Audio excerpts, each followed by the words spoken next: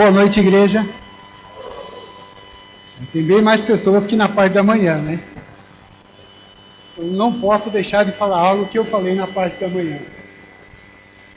Deus te trouxe aqui nessa noite para que você tenha convicção de que Ele te escolheu para que você estivesse aqui. Eu não sei o que vocês têm passado, quais são as necessidades, o que é que cada um tem vivido. Mas de uma coisa eu sei, Deus escolheu cada um de vocês que está aqui, para que o evangelho dele fosse acrescentado em toda essa cidade. Que o evangelho dele alcançasse a cada uma dessas pessoas aqui do Vila Magini, onde vocês trabalham, onde vocês estão. O pastor Aíra e o pastor Valmir são os que estão à frente dessa igreja. Mas eles só estão à frente dessa igreja e tem uma igreja vitoriosa porque ele tem uma equipe como cada um de vocês. Porque ele tem pessoas compromissadas com o evangelho, pessoas que se dispõem a vir aqui não só para ouvir uma palavra para ser abençoada, mas vem aqui para aprender algo de Deus, para poder passar para as pessoas que têm necessidade aí fora. E Deus escolheu cada um de vocês para que o evangelho fosse proclamado aos quatro cantos dessa cidade. Então eu queria que você falasse para o seu irmão assim: você foi escolhido por Deus para evangelizar toda essa cidade, toda a tua família, e aonde você colocar a planta dos seus pés. Amém? Que às vezes nós temos pedido para Deus, falar: Deus, como eu queria ser igual o pastor Valmir, igual o pastor Wagner, igual as pessoas que estão à frente da igreja, pessoas cheias da unção, cheias do poder. E Deus está falando: você já é meu escolhido para pregar, para evangelizar. Basta você começar. E logo lá na frente você vai ser tão cheio do poder, ou até mais, do que esses que Deus tem colocado para estar à frente de vocês. Amém? Quantos podem dar uma salva de palmas para Jesus, por você ter sido escolhido e abençoado por Ele?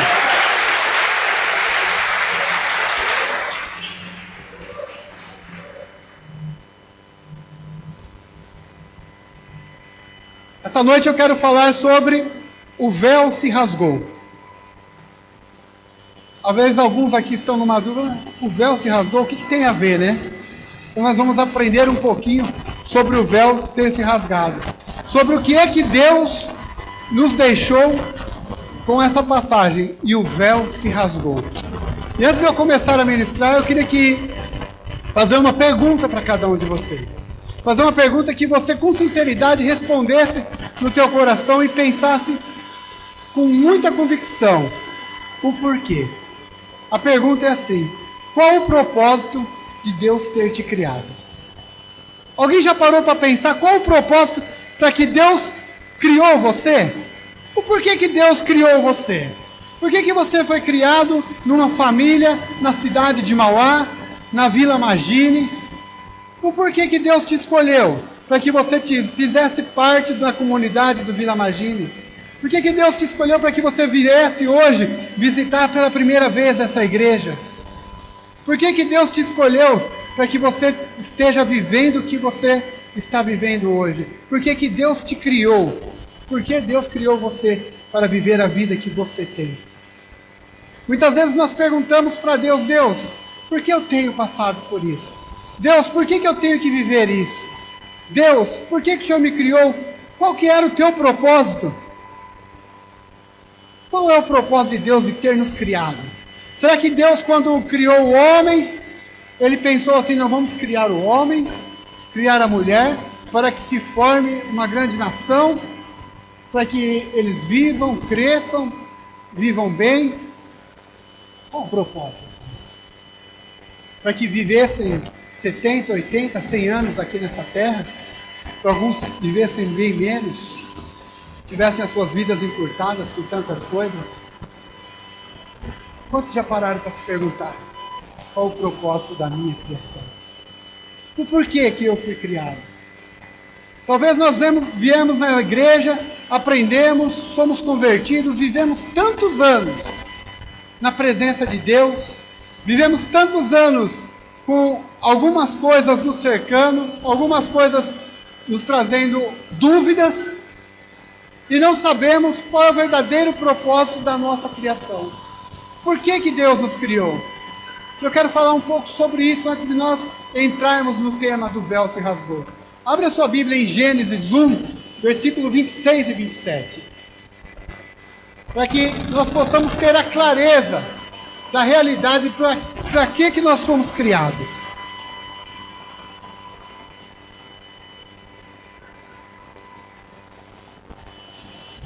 Gênesis 1, versículo 26 e 27. Gênesis, o primeiro livro da Bíblia, né?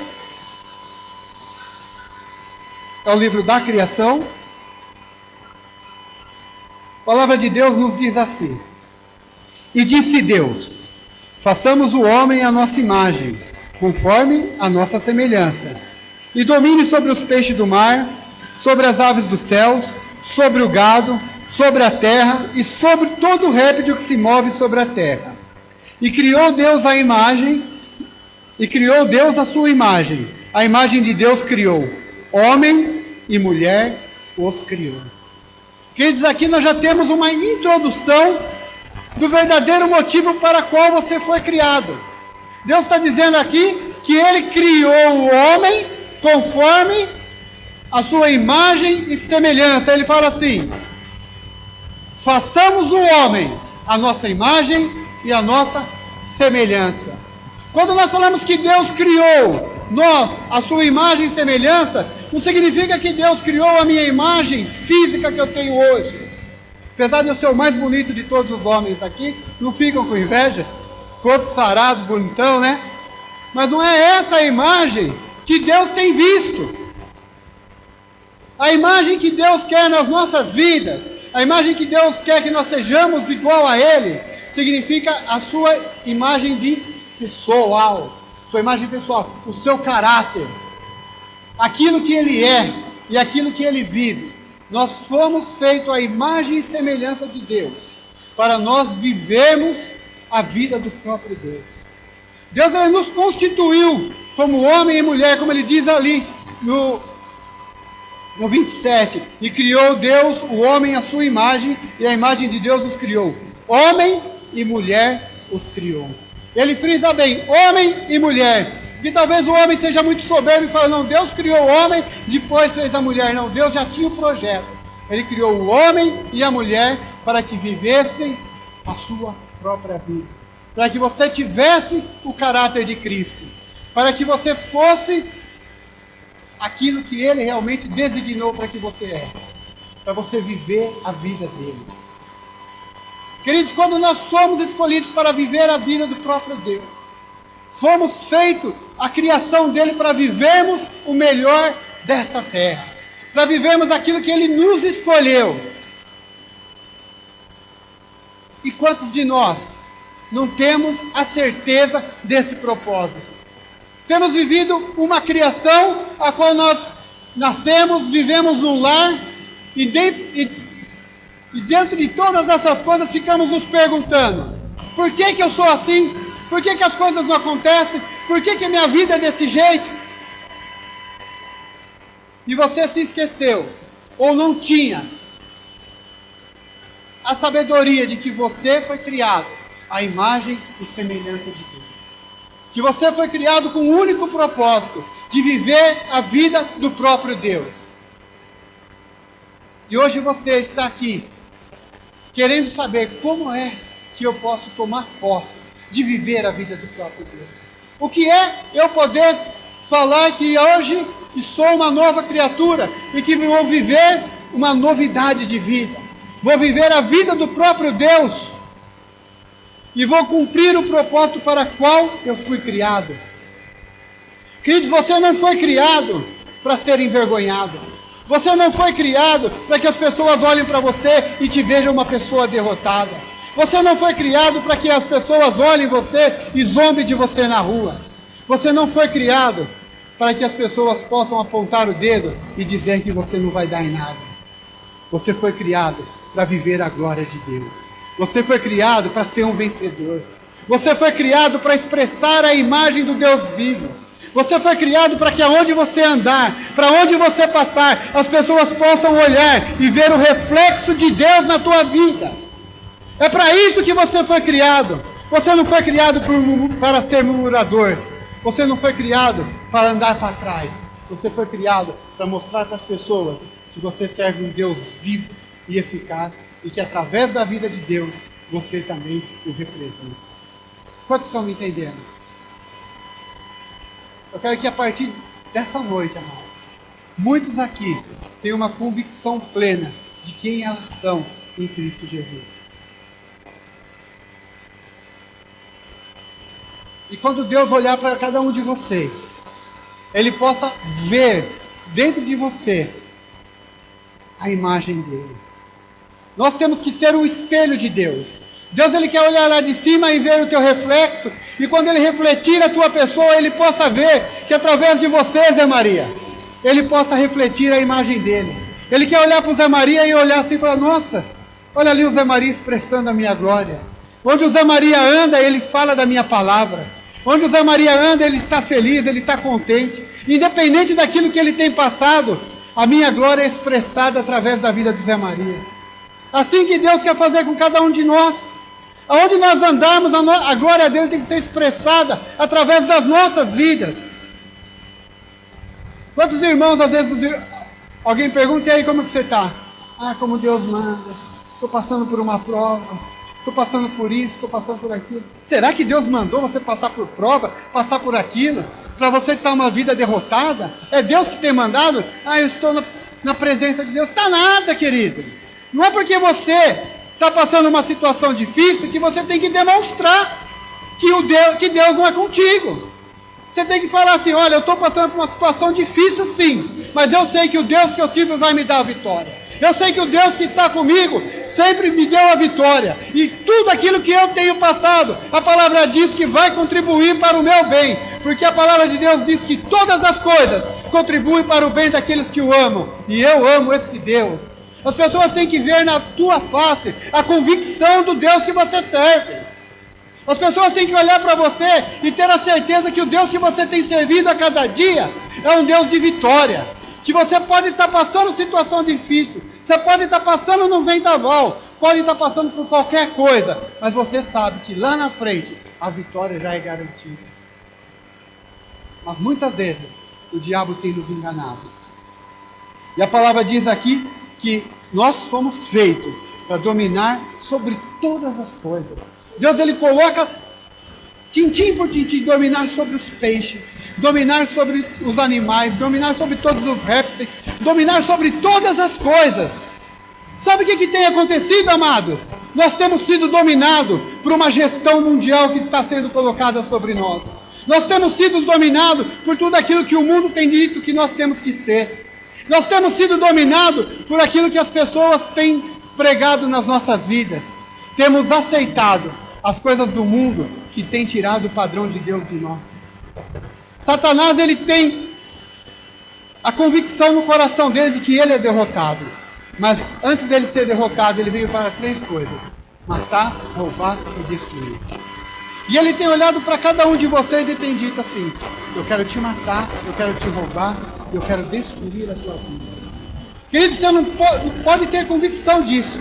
Toda vez que Satanás se levanta contra você, ele vem para arrebentar e para acabar com tudo. Ele não vem para deixar a tua vida meia ruim. Ele vem para arrebentar. Só que muitas vezes nós aceitamos a imposição do diabo achando assim: não, vou aceitar um pouquinho que assim não mexe mais comigo. Engano seu. Ele vai acabar com você. Você tem que ter convicção de que você tem um propósito de vida. E o teu propósito de vida é representar a Deus. Representar o Senhor Jesus. Quanto de nós temos esquecido o verdadeiro propósito de Deus? Passamos a viver uma vida triste, sem graça, deixando o pecado nos dominar, afundando a cada dia. Isso, nós vamos afundando a cada dia, deixando o pecado nos contaminar. E a cada dia nós vamos perdendo a nossa identidade, perdendo aquilo que nós somos e fomos criados para ser. Vamos perdendo aquilo que Deus nos deu de melhor, que era viver a sua própria vida. Nós vamos deixando o pecado nos dominar e vamos perdendo a nossa identidade. E é isso que Satanás quer fazer na tua vida. Ele quer destruir a tua vida, primeira coisa, desconfigurando a sua identidade. Identidade, ela nos aponta para uma coisa. Quando nós tiramos uma identidade, ela diz ali quem são os nossos pais, da onde nós somos e da onde nós viemos. Então, quando você apresenta a sua identidade, está ali seu nome, sobrenome, o nome dos seus pais. O diabo, ele tem feito isso. Muitas vezes você tem apresentado a sua identidade diante das pessoas, só que as pessoas não têm visto lá. Fulano de tal, filho do Deus Altíssimo. Quantos aqui são filhos do Deus Altíssimo? Quantos aqui são criados por Deus para viver o melhor dele? Mas será que quando você tem mostrado a sua identidade, as pessoas têm visto isso? Filho do Deus Altíssimo? Ou quando você tem mostrado a sua identidade, as pessoas têm visto uma vida medíocre, têm visto uma vida sem a presença de Deus, uma vida de murmuração, uma vida de reclamar, uma vida de que as coisas não vão dar certo, uma vida de que as suas orações não são ouvidas, uma vida de que Deus tem te esquecido? Será que é isso que tem mostrado a tua identidade? Ou a tua identidade tem mostrado assim: filho do Deus Altíssimo, sou vitorioso em todas as coisas, passo o que passar, a minha vitória é garantida? Qual será a tua identidade? Exatamente essa ferramenta que o diabo está usando para destruir você. Ele está querendo desconfigurar a tua identidade. Mas quando Deus criou o homem à sua imagem e semelhança, e o homem vivia no Éden ali para viver o melhor daquela terra, mas logo entrou o pecado. Porque ali Adão e Eva dominavam sobre todas as coisas, sobre todo o Éden, sobre todos os animais. Mas quando entrou o pecado, Satanás já teve a sua primeira vitória. E ali houve a primeira vitória de Satanás. E o homem foi separado da presença de Deus. O homem que tinha comunhão com Deus todos os dias, que podia falar com o Pai diretamente, podia falar com o Criador diretamente, colocar a sua posição diante de Deus, pelo pecado, ele foi separado. E através dessa separação do pecado, Deus teve que arquitetar o seu plano. Falar: eu preciso restabelecer o homem, para que ele possa, novamente, ter livre acesso para o mundo. Eu preciso restabelecer o homem para que ele possa viver o propósito a qual ele foi criado. Eu preciso restabelecer o homem para que ele possa viver a minha própria vida, mas ele ter acesso direto a mim e poder falar comigo diretamente. E a vinda de Jesus como Salvador foi o segundo plano de Deus para as nossas vidas. Talvez muitos de vocês tenham achado que o projeto de Deus fosse para que você conhecesse a Jesus e fosse salvo. Não, o projeto de Deus fosse para que você vivesse a vida do próprio Deus. Mas como o pecado entrou nas nossas vidas, Deus teve que colocar um plano em prática. Então a vinda de Jesus, ela veio para que pudéssemos ter o acesso ao Pai novamente. Porque as leis ali foram estabelecidas, como todos vocês aí que são os senhores e senhoras cara legais, né? Como mostrou no vídeo. Quantos são os caras legais aqui? Que não adulteram. Opa, tem um cara legal aqui. Não tem pecado nenhum.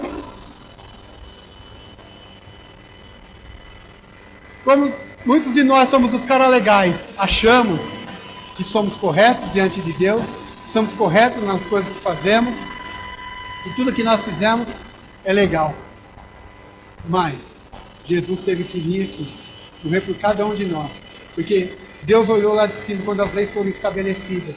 Viveram-se muitos anos e não havia um justo sequer na terra que pudesse representar a Deus. Não havia um justo sequer. E o plano de Deus teve que ser colocado em prática. Jesus teve que vir para que nós fôssemos restabelecidos a Deus. E é aqui que eu quero chegar. Agora nós vamos começar a pregar, passei a introdução. Êxodo 26, 31 ao 33. Abra sua Bíblia. Gênesis, depois Êxodo.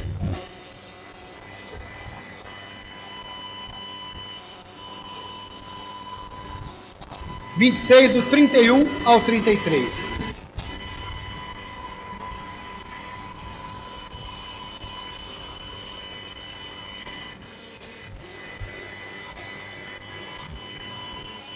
Amém?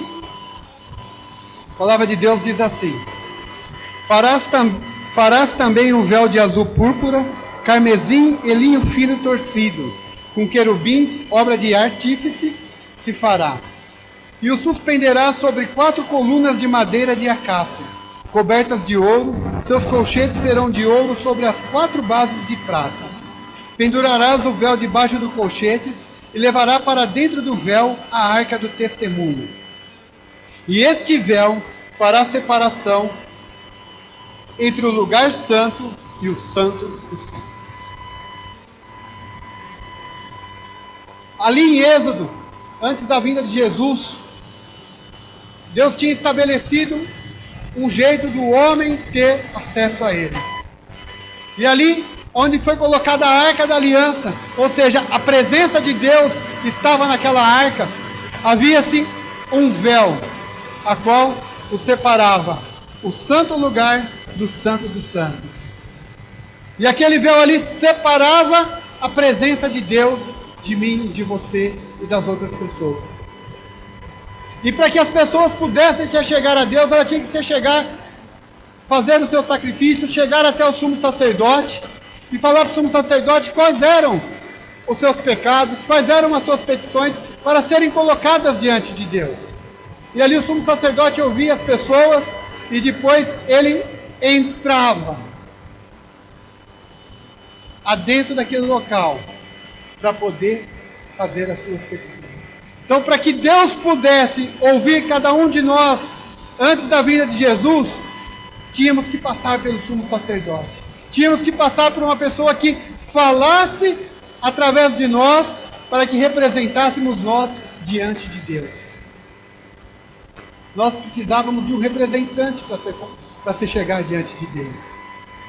Mas Deus arquitetou um plano completo para que nós não precisássemos mais disso, para que nós pudéssemos ter livre acesso ao Pai. Mas quando havia o pecado, aquele véu nos separava da presença de Deus. E quando nós falamos de véu, muitas vezes nós pensamos num véu de noiva, pensamos num véu em qual nós vemos uma transparência. Sempre que você fala véu, você imagina um pano fino, onde você vê o outro lado, onde você olha e a tua visão consegue transpassar o que está atrás daquele local.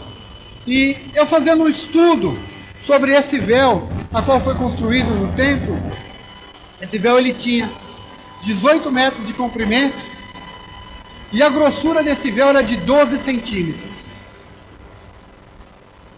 12 centímetros, feito de um linho especial, também feito com peles de golfinho, com couros, e era um véu muito grosso.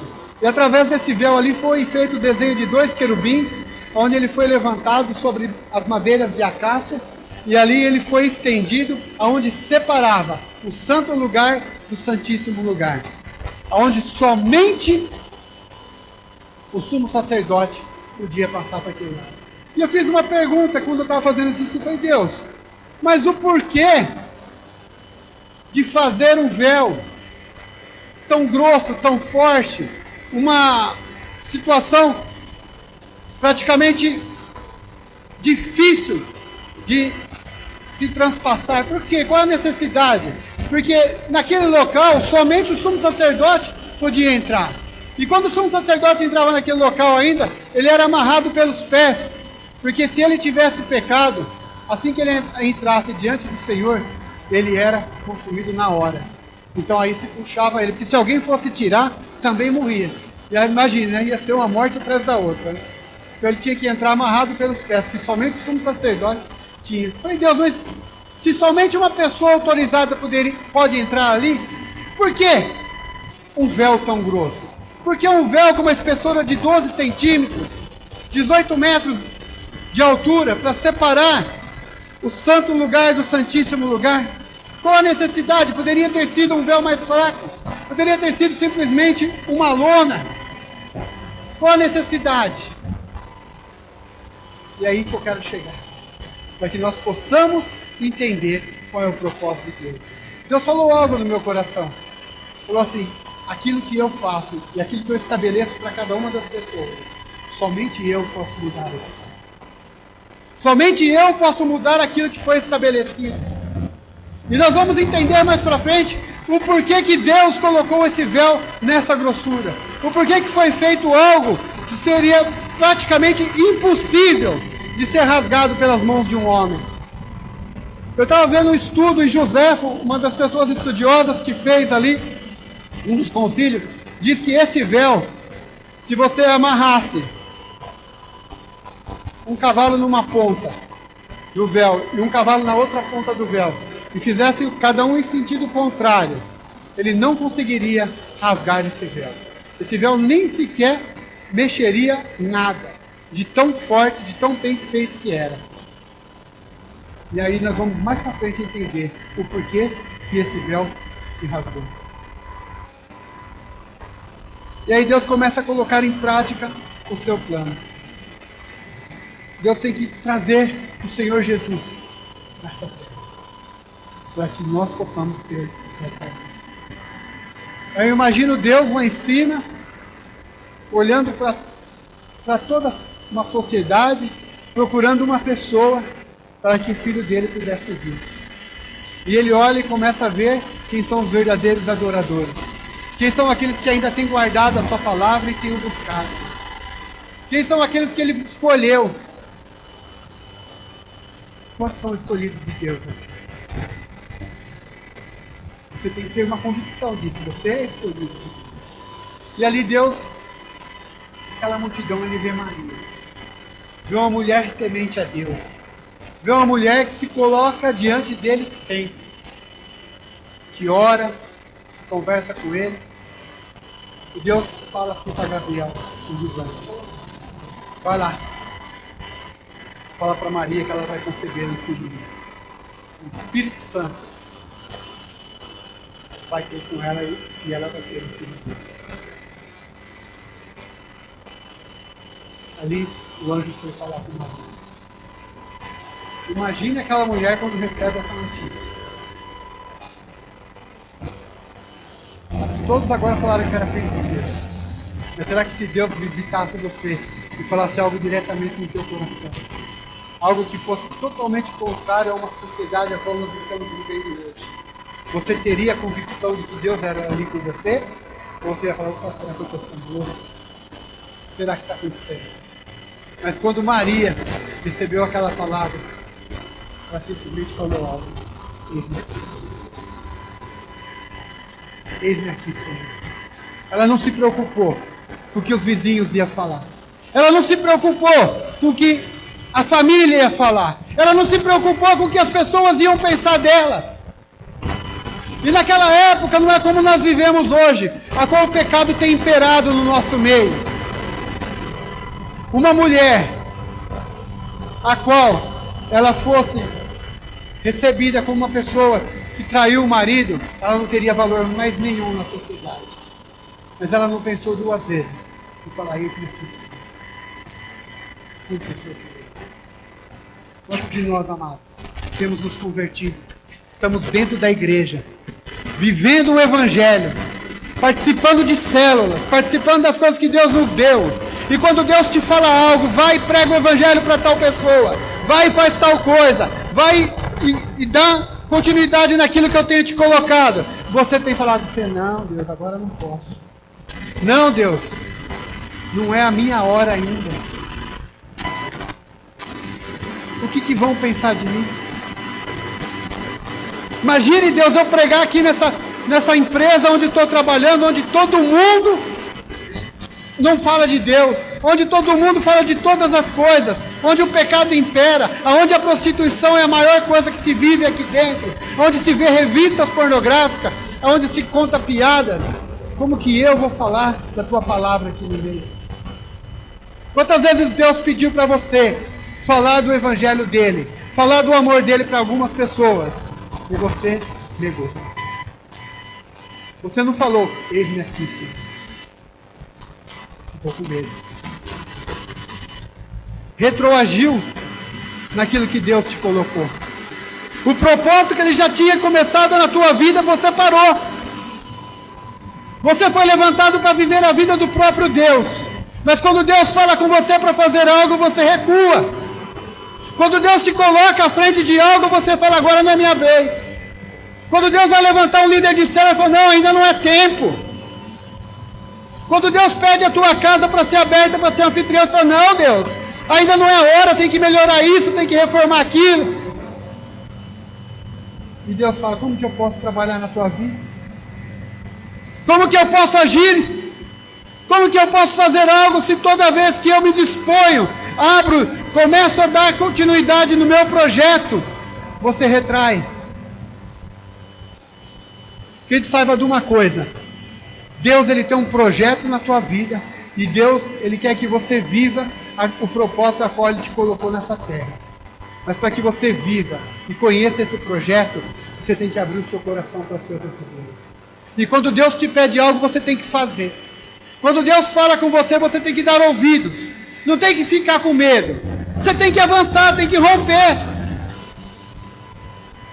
Deus te escolheu para que você pudesse falar da palavra dele em todos os lugares. Mas você tem se escondido. Tem simplesmente querendo só ser salvo. Não, Deus, está muito bom aqui.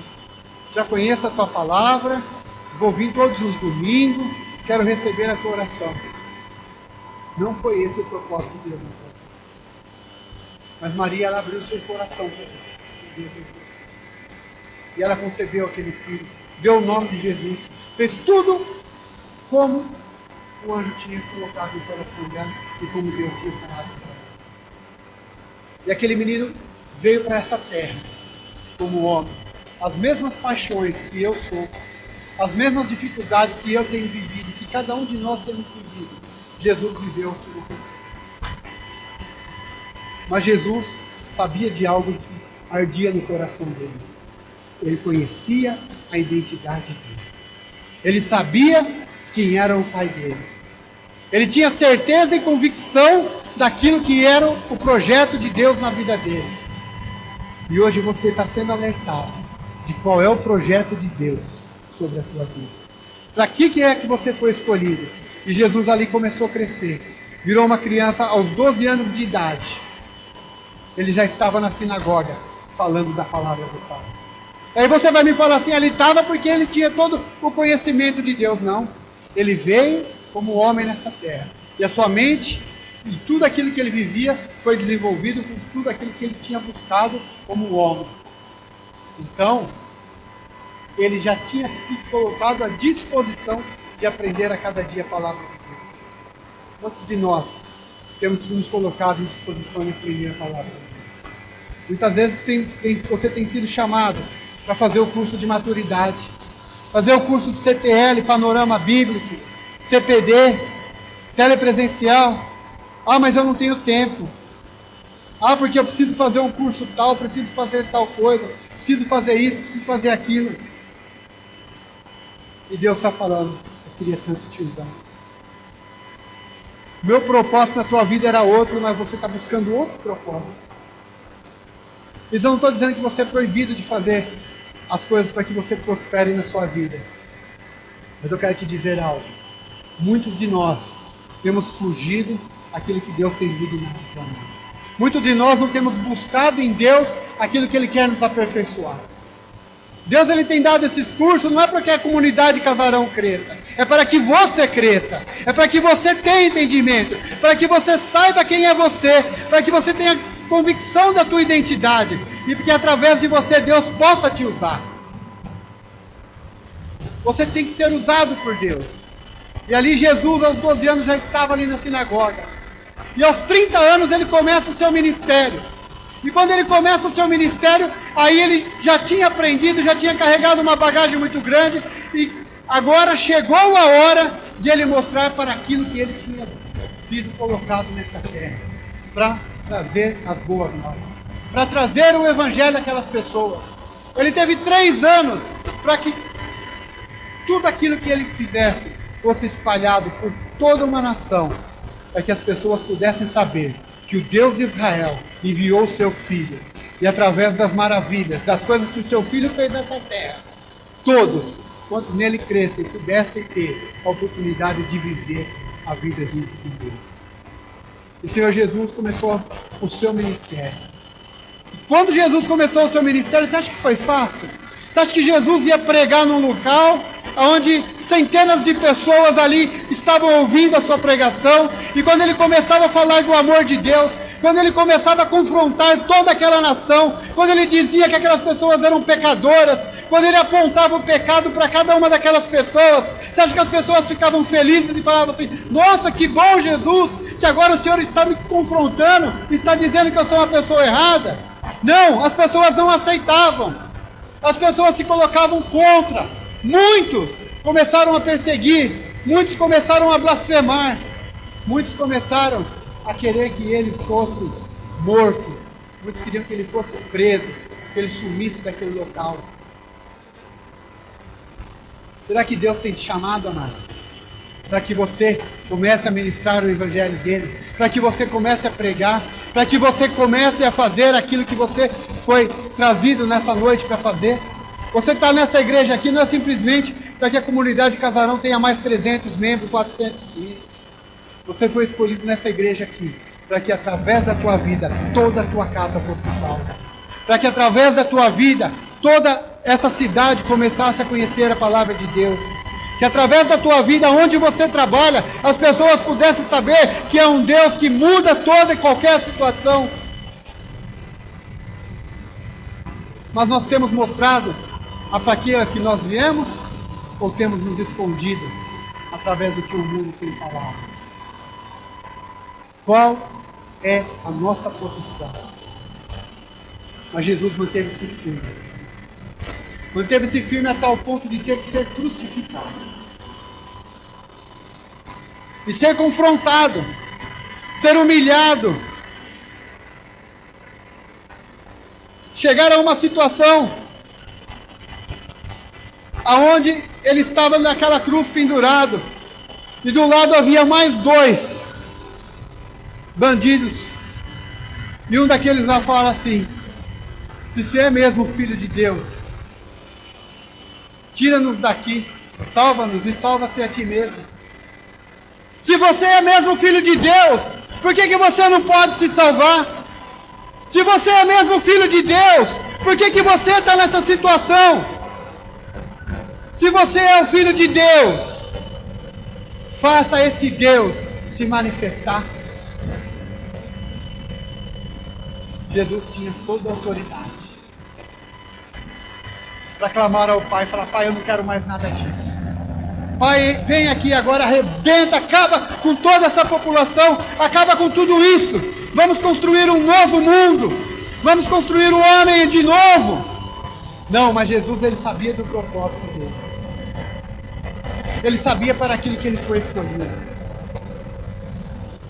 Será, queridos, que hoje você está na igreja aqui há algum tempo, alguns no começo da sua conversão, alguns há muitos anos, e as pessoas têm perguntado se você tem servido um Deus verdadeiro, se você tem servido um Deus que é fiel e justo, como você tem falado, se você tem servido um Deus que pode todas as coisas, por que você está nessa situação?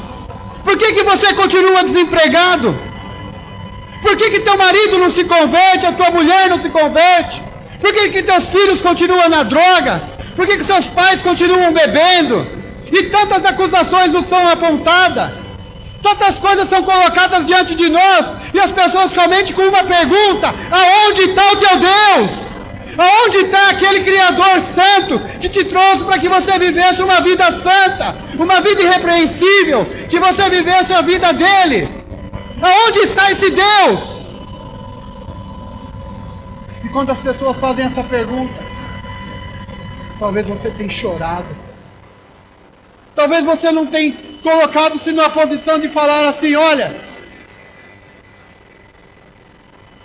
eu estou passando todas essas coisas, mas eu sei que o Deus que eu sirvo tem me colocado aqui como uma coluna, e eu vou ser vitorioso. E você que hoje está tirando sarro de mim, amanhã eu vou poder te abençoar.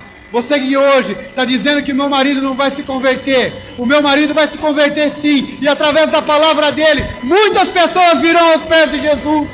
Você tem que tomar posição. Posição de cristão. Posição de saber qual é a tua identidade. Posição de saber para aquilo que você foi criado. Posição de ter certeza que Deus é contigo todos os dias.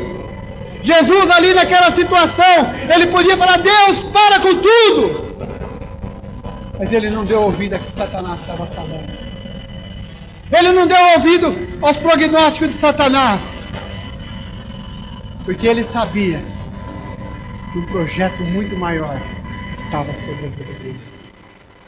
Queridos, tenha certeza de uma coisa. Um projeto muito maior Deus tem para você. Eu não sei quais são as suas necessidades, quais são os seus problemas, as dificuldades. Mas eu sei de uma coisa. Cada vitória que nós avançamos, cada passo que nós atropelamos o diabo, mais nós somos usados. Mais nós somos vitoriosos. Eu posso falar isso de experiência própria, amados. Talvez você tenha me visto pregar aqui, tenha visto eu chegar nessa igreja e falar assim: a gente está com uma vida boa, a esposa está na igreja, os filhos estão na igreja, a casa, as coisas acontecem conforme é estabelecido. Mas, queridos, eu passei uma situação muito difícil. Passei situações onde muitas vezes não tinha o que comer dentro de casa. Literalmente. Passei situações onde eu, servindo a Deus, temente a palavra de Deus, um homem que se converteu, que se colocou diante de Deus, passando por umas necessidades muito grandes. E quantas vezes fui indagar onde está Deus? Onde está o teu Deus? Que Deus é esse que você tem servido? Que quando você não conhecia esse Deus, as coisas iam tudo bem. Mas agora que você tem servido esse Deus, tem passado necessidade, as portas de emprego não se abrem, as coisas não acontecem. E não foi uma semana nem duas, amados. Eu vivi 3 anos no deserto total, porque eu sabia que Deus tinha que aprimorar algo na minha vida. Eu sabia que Deus tinha que me preparar para que hoje eu pudesse desfrutar daquilo que Ele tem me dado. Será, queridos, que você hoje tem desfrutado ou está se preparando para aquilo que Deus vai te dar? Ou você tem reclamado? Ou você tem chorado? Ou você tem falado: eu vou parar, eu vou desistir? Deus está me falando que tem pessoas aqui que estão pensando em desistir, que está pensando em parar, falando: não, eu não quero mais, porque eu não estou vendo nada acontecer, a minha casa não tem sido mudada, as coisas não têm acontecido, as portas não têm se aberto, a prosperidade não tem chegado, as drogas continuam batendo na minha porta. Eu vou parar. Deus está falando para você. Porque através da tua vida, o meu nome será glorificado. Através da tua vida, as pessoas vão ver que eu sou Deus sobre Israel. Através da tua vida, as pessoas vão ver como é que se muda toda uma situação. Permaneça firme naquilo que Deus tem no propósito. Jesus ali não se rendeu ao que o diabo falou. Mas o outro ladrão falou assim: Senhor, eu sei que você não tem culpa nenhuma de estar, mas quando morreres, lembre-se de mim. E Jesus falou para ele assim: hoje mesmo estarás comigo. Hoje mesmo estarás comigo. Querido, aquele que permanece firme e reconhece o Senhor Jesus, a vitória é garantida. E naquele momento que Jesus não se entrega, não se coloca e não coloca os ouvidos a Satanás, todo o céu se escurece. Diz que na 9ª hora o céu começa a se escurecer. O dia se torna em trevas. E há um grande temor ali. E Jesus começa a olhar para cima. E a hora que ele não vê mais o Pai olhando para ele, a hora que o Pai vira as costas para ele, por causa do meu pecado, por causa do seu pecado, todo o pecado da humanidade estava sobre Jesus. E quando o pecado está sobre nós, o véu tem que nos separar. E quando todo o pecado estava sobre Jesus, o próprio Deus teve que virar o rosto para Jesus. O momento de maior dor de Jesus não foi as chicotadas, não foi a humilhação, não foi a cusparada, não foi as pessoas falando dele. O maior momento de dificuldade de Jesus foi quando Deus virou as costas para ele. Ele gritou: Eli, Eli, lama sabachthani. Significa: Deus meu, por que me desamparastes? Porque Jesus olhou e não viu mais o Pai. Mas você, amado, você não pode falar: Deus meu, por que me desamparaste? Porque Deus não tem te desamparado em momento nenhum. Deus, Ele tem levantado a mão. Deus tem levantado os olhos sobre você e tem cada dia visto quem e o que você está vivendo. Ele não tem te desamparado. E naquele momento ali, Jesus entregou o seu Espírito. E quando o Espírito de Jesus entregou, em Mateus, não precisa abrir não, 27:51 diz assim: E eis que o véu do templo se rasgou em dois, de alto a baixo, e tremeu a terra, e fenderam-se as pedras. E eis que o véu se rasgou, de alto a baixo, e houve um grande tremor na terra, e o véu se rasgou de cima a baixo. E aqui é aquela resposta, né? O véu de 12 centímetros, 18 metros de comprimento, aonde 2 cavalos não podiam rasgá-lo. Em segundos, ele rasga de cima a baixo, porque a mão do próprio Deus é que rasgou o véu.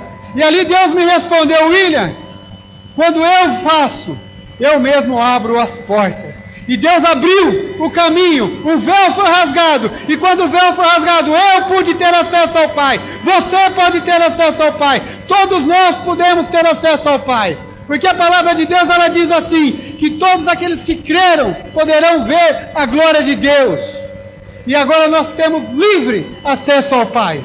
Amados, nós hoje não dependemos mais do sumo sacerdote, hoje nós não dependemos mais de um intercessor, porque o plano de Deus foi concretizado. E hoje nós podemos viver o propósito de Deus, de nós vivemos a vida do próprio Deus, porque nós temos o caminho livre. O véu se rasgou de cima a baixo. E quando o véu se rasga, querido, nós vamos aprender alguns princípios aqui. O primeiro princípio: nós somos filhos de Deus. Quantos aqui são filhos de Deus?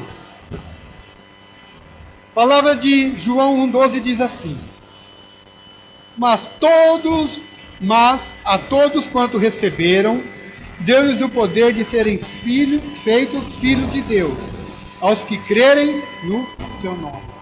A palavra de Deus diz assim, que a todos quanto receberem o Senhor Jesus e crerem no nome dele, têm o direito agora de ser filho de Deus.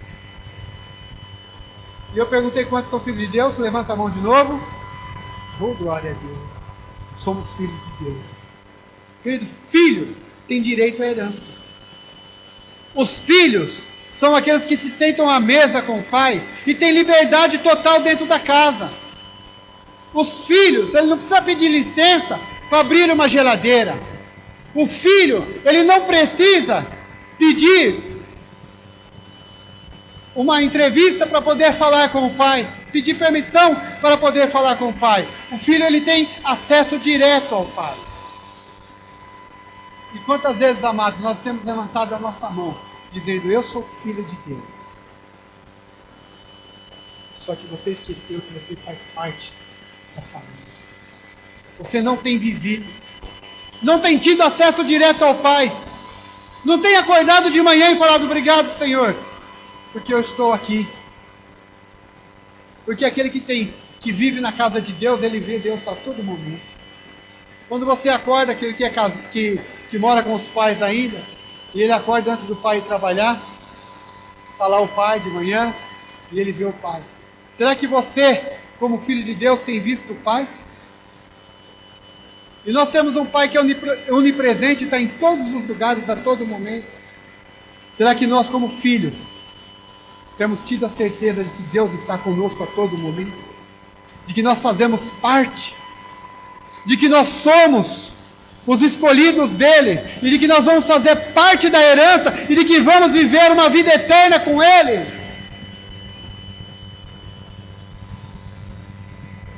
Mas os filhos também passam por situações difíceis. Os filhos também passam por situações apertadas. Os filhos também passam tudo aquilo que acontece dentro da casa. Porque se os pais não estão bem, os filhos também não conseguem estarem bem. E nós temos aqui como referência o Senhor Jesus, que quando ele estava nessa terra ele era perseguido, que quando ele começava a pregar o evangelho as pessoas iam contra ele. Tudo uma situação que às vezes parece contrária a nós. Será que você quer servir a um Deus e achar que agora você é diferente? Você é diferente, mas só que você não é maior do que teu mestre. A palavra de Deus diz que nós estaríamos nessa terra, seríamos como o Senhor Jesus e faríamos obras maiores do que a que ele fez, mas não que nós seríamos maiores do que ele. Nós faremos obras maiores do que a que ele fez. E será que muitas vezes você tem quisto ser maior do que Jesus? Você quer viver nessa terra sem passar por provação nenhuma? Quer viver nessa terra sem ter nenhuma situação difícil? Ou quando qualquer coisa é contra você, não dá mais, eu vou parar. Esse negócio de célula para mim não. Porque tanto compromisso, tem que orar, tem que fazer isso, tem que fazer aquilo, tem que evangelizar, tem encontro, tem tantas coisas, para mim não dá mais. Porque os teus compromissos, as tuas vontades não estão de acordo com aquilo que Deus projetou para você. Você quer viver a vida conforme você acha que tem que ser. O projeto de Deus já não te interessa tanto. Você quer viver a vida do próprio Deus quando dá. Mas no dia a dia, você quer viver a tua vida. Você tem esquecido que você é filho. E filho às vezes passou por situações difíceis. Filho tem que ter compromisso. Filho tem regras estabelecidas dentro da casa. Mas muitas vezes nós não queremos pagar esse preço. Mas Jesus, ele pagou o preço. E quando ele foi confrontado, ele permaneceu firme em todas as vezes. Você tem permanecido firme quando você tem sido confrontado? Você tem permanecido firme quando as pessoas apontam o dedo para você e começam a falar: e agora? Esse Deus que você tem servido, olha aí o que você tem vivido. O que você vai fazer agora? Quando você vai ao médico e ele te dá uma sentença de uma doença qual aos olhos do homem não tem cura. Ou então quando você vai procurar um emprego e você liga o jornal logo de manhã e as notícias são as seguintes: que as empresas a cada dia estão demitindo as pessoas e nenhuma mais está contratando. As contratações são muito menores do que as dispensas. Qual o diagnóstico que tem sido colocado e você tem aceitado? Satanás tem colocado alguns diagnósticos nas nossas vidas e nós temos aceitado. Talvez você tenha recebido um diagnóstico de uma doença e você fala: e agora, o que eu vou fazer? Não vou parar, não dá mais. Só que você tem esquecido que agora o véu se rasgou de cima a baixo e você tem acesso direto ao Pai. Em vez de você falar assim: Deus, e agora o que eu faço? Senhor, me ajuda, Deus, me dá direção. Você tem buscado no mundo, tem buscado nas coisas, tem buscado tantas situações, menos tem buscado em Deus. Quem dá a última palavra na tua vida, meu irmão, é Deus. Se Deus falar, chegou o teu tempo, chegou. Mas se Deus falar, não chegou, não tem diagnóstico de médico nenhum que vai mudar o propósito de Deus. Não tem porta fechada nenhuma que não se abra para que um filho de Deus possa dar sustento na tua casa. Que Deus, ele falou assim, que você é o sacerdote e que o justo nunca mendigará o pão. Homem, toma posição em Deus. Ore a Deus e clame, fala: Deus, eu quero aquilo que o Senhor me prometeu. Eu sou teu filho. Clame a Deus. Busque nele.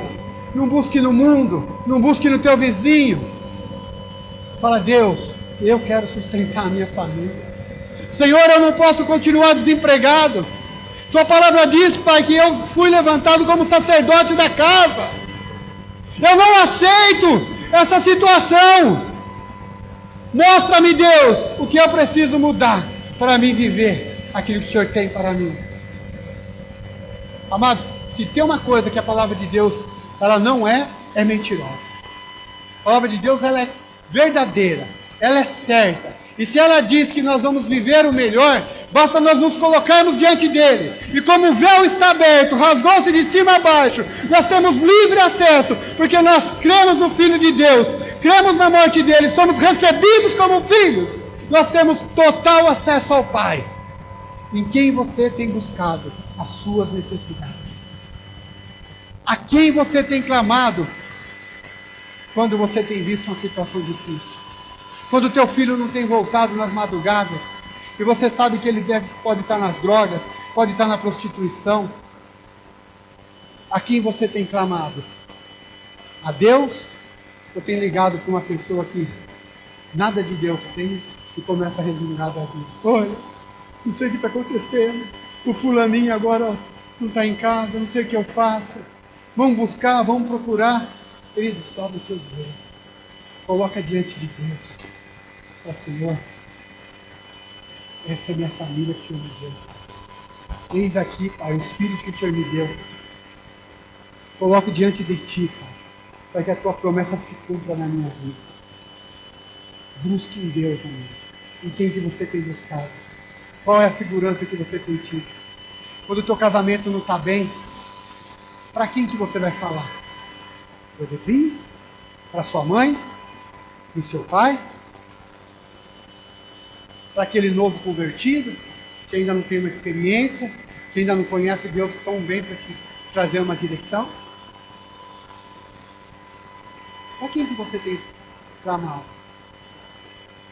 Você tem lembrado que você é filho, e que o véu se rasgou de cima a baixo, e que você tem livre acesso ao Pai, para falar sobre o teu casamento, para falar sobre a tua casa, para falar sobre os teus filhos, para falar tudo que tem direito e que discerne a tua vida?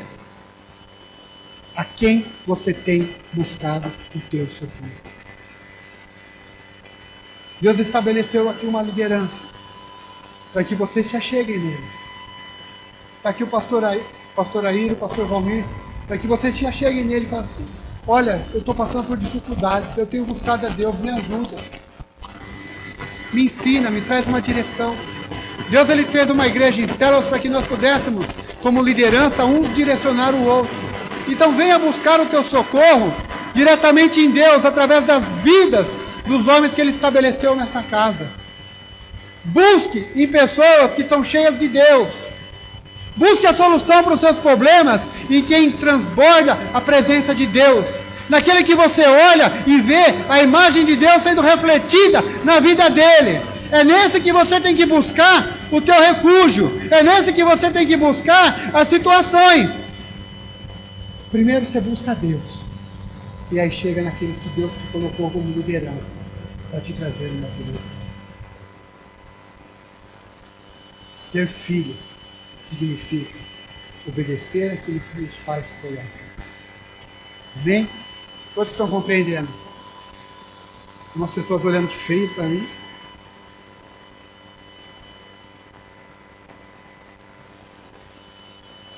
Segundo, ter convicção do seu chamado.